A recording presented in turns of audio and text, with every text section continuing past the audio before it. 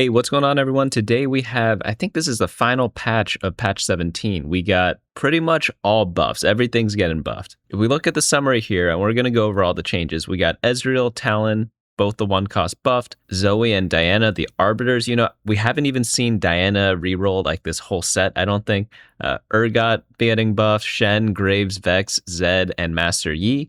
Anima Squad, Rogue, and Replicator also getting buffed, and then 4 different augments, and they're actually nerfing one thing. They're nerfing one thing. I forgot to mention that. Birthday Reunion. I actually like this augment a lot. Definitely too OP on certain galaxies or encounters, whatever you want to call them, but some of the times it's like not that great to take. But let's go on into the changes right now. By the way, I did a preview of Enchanted Wilds. You could check that out in the previous video for set 18, but we got Chonk's Lore and Legends. Chonk's Treasure on Lore and Legends goes live shortly after the patch deploys, and then bring back set 16's roster with Chonk's Treasure's fun field loot. All right, should be fun stuff. So they're bringing back set 16 during Chonk's Treasure, and that is the set with unlockables if people miss those. They're changing mobile minimum specs. Starting July 22nd, we'll be ending support for 2 and 3 gigabyte mobile devices, and you'll need to upgrade in order to play TFT. Esports, Tactician's Crown has concluded. Don't forget to claim your Compete card at CompeteTFT.com, and stay tuned for more details for set 18. Let's get on into the changes now. So we got Anima Squad. Breakpoint is being changed from 3 out of 6 to 3 out of 5. So you could probably get some crazy stuff there, because that means you don't need the emblem anymore. You just need Briar, Jinx, Aurora, Alawi, Fiora, and yeah, that's it now, because you don't need the emblem anymore. That's 5. Anima Squad, max breakpoint rewards are being changed. 2 5 costs and 5 gold is being changed to 2 5 costs and 1 gold. Voyager emblem now gives minus 3 gold. So they're pretty much just dropping a little bit of gold from everything. But I mean, if you're getting 5 anima for the max bonus instead of 6, that's already super huge, because you just don't need the emblem anymore. But they're nerfing the duplicator one and the random component one. Next up we have is Replicator. Replicator effectiveness is going to be changed. They're changing it from 22 and 45 to 22 and 50. I don't think I've seen 4 Replicator being played once this entire set, so I guess this kind of makes sense. There's a lot of stuff this set that has never been played, actually. Like, when I say never been played, I mean like never meta without, let's say like you have like 10 specific emblems to make something work, which is weird, because normally like there's always one patch where something's good. Like the Diana reroll, I have not seen Diana reroll be good like on one patch. Maybe I'm wrong. Maybe I'm misremembering. But let's move on into the units. We got Ezreal, takedowns per drone being changed from 8 to 7. That's going to be a nice little buff to stack up a little more. Talon spell damage 4, 6, 10, 17 being changed to 4, 6, 11, 18 and a half. So a couple of buffs there for Talon. Talon reroll was pretty solid at the start of the set. Then they nerfed it a bit, and it never really quite came back. Next up we have is units tier 2. Zoe's spell damage, or the secondary spell damage, is going to be buffed up a bit. Yeah, Zoe's another one. Like, was Zoe reroll ever actually a thing? Like, I went for it as a meme like twice, 2 games in a row, just because I started the game with the Zoe 2 at stage 2 once. So I was just like, okay, let me just try it. Do not try it. It was pretty bad. Next one up we have is units tier 3. Diana Shield AP going to be buffed up only at 3 stars. Same with the spell damage over there. Urgot Transform passive, gonna get 25% more AD.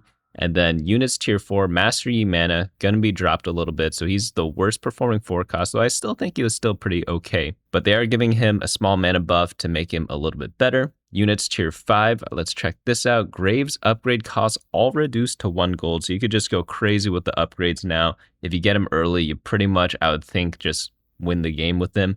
Shen has a new trait, Timebreaker, so you can now activate Timebreaker a lot more easily. And then skin's going to be updated. Vex is his new trait, Stargazer. Vex skin is updated, and then Vex's active spell damage is going to be changed from 140 and 210 to 130 and 195. Going like maybe the Mountain Stargazer Vex, probably going to go absolutely bonkers crazy.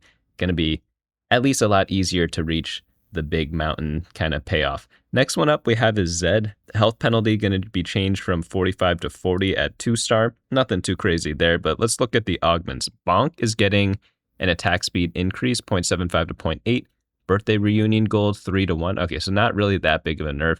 But let's see why they did this, because this is the only actual nerf of the patch. An augment that continues to outperform despite our nerf last patch. Yeah, they did nerf it last patch too, or like, well, maybe it was a couple of patches ago. I forget which. But I mean, you just take Birthday Reunion if you're on an encounter that gives a ton of gold. It's like Birthday Party and Birthday Reunion. They're both just really good on those because you get a huge benefit when you are leveling up. And yeah, it's just kind of how it works, right? If you don't have a lot of gold, it sucks. If you have a lot of gold, it's super OP. Heart of the Swarm, Apex Primordian resistance is going to be buffed up by 15. Mana being buffed up as well by 20. And then passive sword damage, this one's going to be 50 to 75. Stellar Combo, second hit, that's the Aatrox one. This is going to be, looks like a 10 to 15% buff across the board. For the second hit damage, third hit damage, this one is going to just be bumped up around like the same amount. I guess it depends which one you look at, right? But then 5 Nova Strike damage, this one is going to be changed. The most important one's the 3-star one, right? So 270 to 300, around 10%, a little bit more than that. And then you have lastly, Terminal Velocity mana being changed by 5 mana. Last thing, they are fixing a bug where Slice of Life was giving its 5 cost at the wrong time. Oh, really? I did not know that. Was it earlier or later? You know, all things considered, this is a pretty small patch. Is this the last patch? They don't really talk about it. Maybe we have one more after this. They also said they were changing Rogue, but I don't think we saw any Rogue changes, did we? Oh no, they got a small little stat buff at 4 and 5 Rogue, so that should be pretty fun. I don't know if this is enough to bring Diana into the meta. I'm hoping it is. Maybe they should have done some like crazy buff to Diana to like force her into the meta, because again, I've not seen a single meta where people are like, yeah, I'm spamming Diana, or even like, oh, it's like pretty playable this patch. I've not seen that personally, but maybe with Zoe buffs and the Diana buffs, it is possible. Let me know what you cook up.